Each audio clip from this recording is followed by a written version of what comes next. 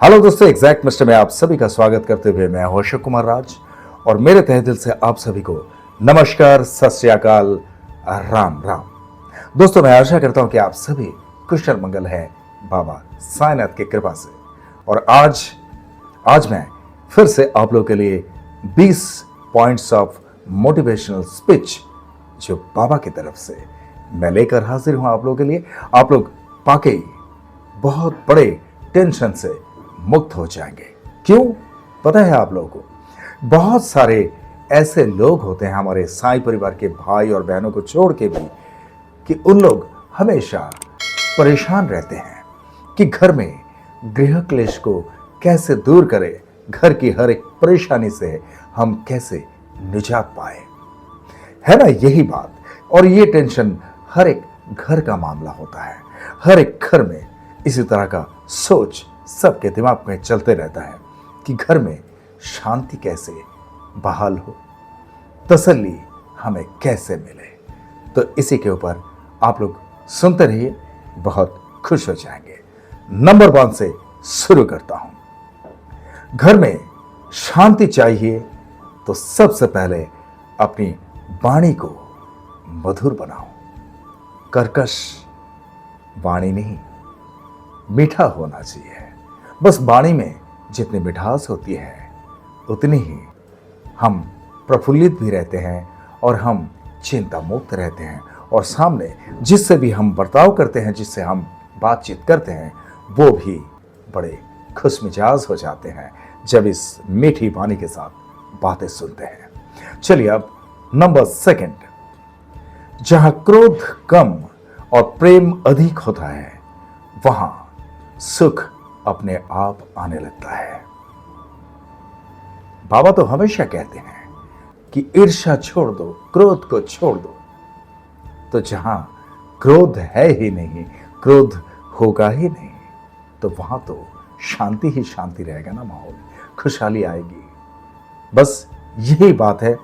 इसी बात को हमें दिमाग में रखकर चलना है और दिमाग में ठान लेना है कि बाबा साईनाथ यही कहते हैं कि क्रोध को त्याग दो। अब नंबर 3, परिवार में एक दूसरे की गलतियों को नहीं, गुणों को देखो। देखिए, दुनिया में बहुत आसान चीज होता है कि किसी की गलतियों को पकड़ना, लेकिन अगर किसी की गलती को पकड़ रहे हैं, आप लोगों को पता होना चाहिए या हम सबको पता होना चाहिए कि वही इंसान, उनमें कुछ ना कुछ अच्छाई भी तो जरूर होगा। लेकिन कुछ हद तक हम उनकी अच्छाई को नजरअंदाज कर देते हैं और सिर्फ गलतियों का ही पॉइंट को हम पकड़ लेते हैं। यही तो हमारी गलती होती है। इसीलिए बाबा कहते हैं कि गलतियों को ही नहीं, उनकी अच्छाई को भी ध्यान देना जरूरी होता है, तभी तो सुख शांति बहाल रहेगा।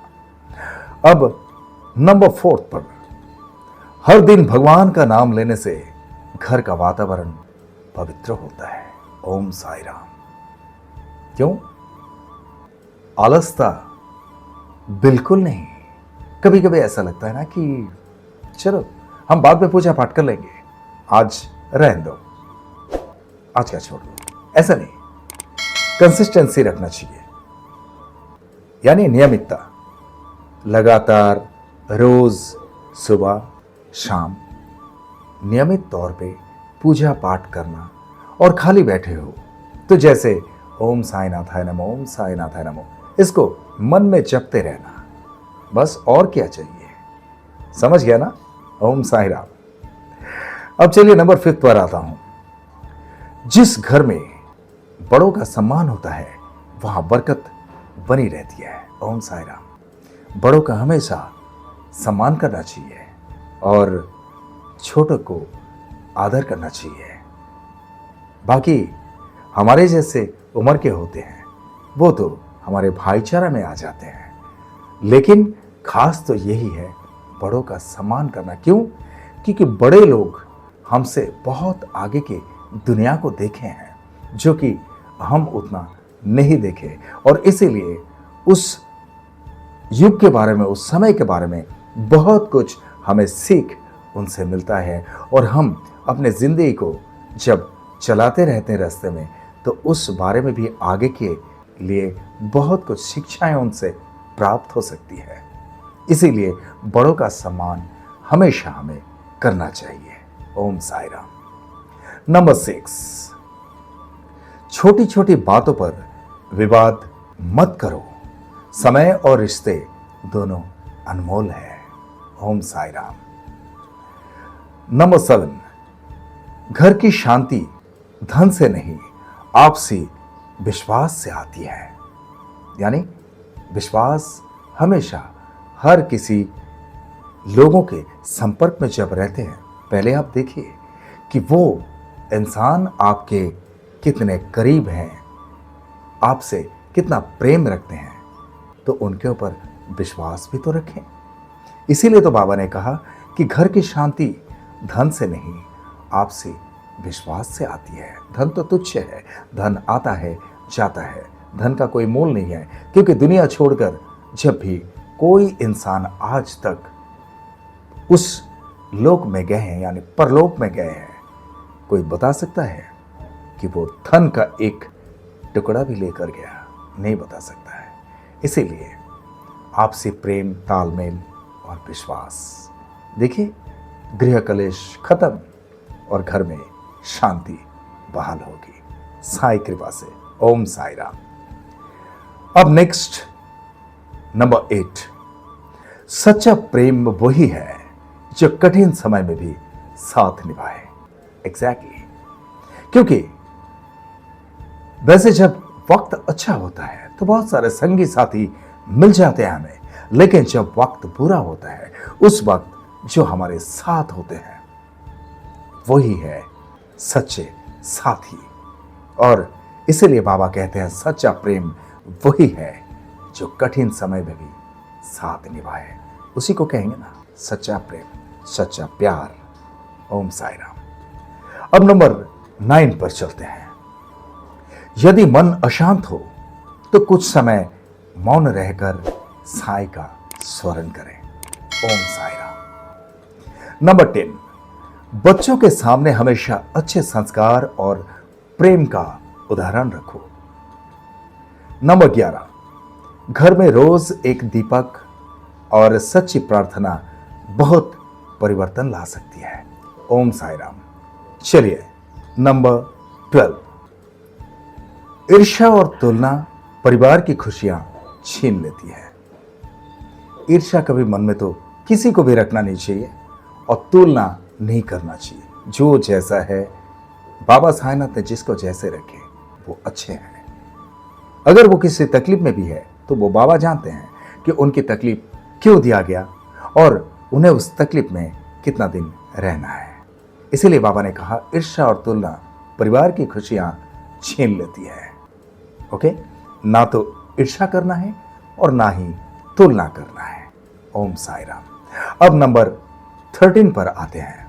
क्षमा करना सीखो, क्योंकि क्षमा से ही रिश्ते मजबूत होते हैं। ओम साई राम। नंबर 14, जिस घर में सेवा और दया होती है वहां साई की कृपा हमेशा रहती है। क्या बात है। जिस घर में बाबा तो सेवा ही चाहते ना, चाहे आपके दरवाजे पे कोई एक जीव आए, जैसे बिल्ली हो, कुत्ता हो या गाय हो, बछड़ा हो, वो क्यों आते हैं कि कुछ पाने के लिए, बस उन्हें और कुछ नहीं चाहिए। जरा सा प्रेम पूर्वक उन्हें अगर कुछ भोजन करवा दिया जाए तो बड़े खुश होके वो वहां से चले जाते हैं। लेकिन एक बात सोचने वाली है, कभी कभी बाबा इस तरह से भेष बदल के अगर हाजिर हो जाए और कोई नाराजगी जता दे तो आप लोग समझ सकते हैं कि वहां पे मामला गड़बड़ हो सकता है। इसीलिए बाबा ने कहा कि जिस घर में सेवा और दया होती है वहां साई की कृपा हमेशा बरसती रहती है। ओम साई राम। अब नंबर 15 पे चलते हैं। नंबर 15 में बाबा कहते हैं हर सदस्य की भावनाओं का सम्मान करो, तभी मन जुड़ते हैं। यानी हर एक के भावनाओं के साथ अगर आपकी भावनाएं भी अगर तालमेल रखे तो फिर क्लेश की कोई बात ही नहीं है। बहुत अच्छा सा एक कॉम्बिनेशन हो सकता है। और कंबाइनली बड़े आराम से प्रेम पूर्वक खुशहाली के साथ रह सकते हैं। ओम साई राम। नंबर 16, भोजन केवल पेट नहीं भरता, प्रेम से परोसा गया भोजन दिल भी जोड़ता है। ओम साई राम। और नंबर 17, घर को मंदिर बनाना है तो उसमें कटु शब्द की जगह भक्ति करो। ओम साई राम। नंबर 18, मुश्किल समय में परिवार को दोष मत दो, साथ लेकर चलो। Unity is strength. Om Sai Ram.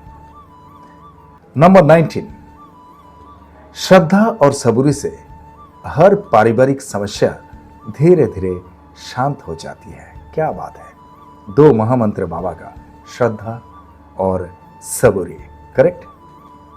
Number 20, यह है आखिरी संदेश, यानी 20 पॉइंट्स में से। कितनी खूबसूरत तरीके से साई कहते हैं, जहां प्रेम, विश्वास और भक्ति है, वहीं सच्ची गृह शांति है। ओम साई राम। क्या कहेंगे। तो दोस्तों, इसी तरह के वीडियो और भी पाने के लिए आप लोग जो भी नए हैं, आप लोग इस वीडियो को एक लाइक देकर चैनल को सब्सक्राइब जरूर कर दीजिए।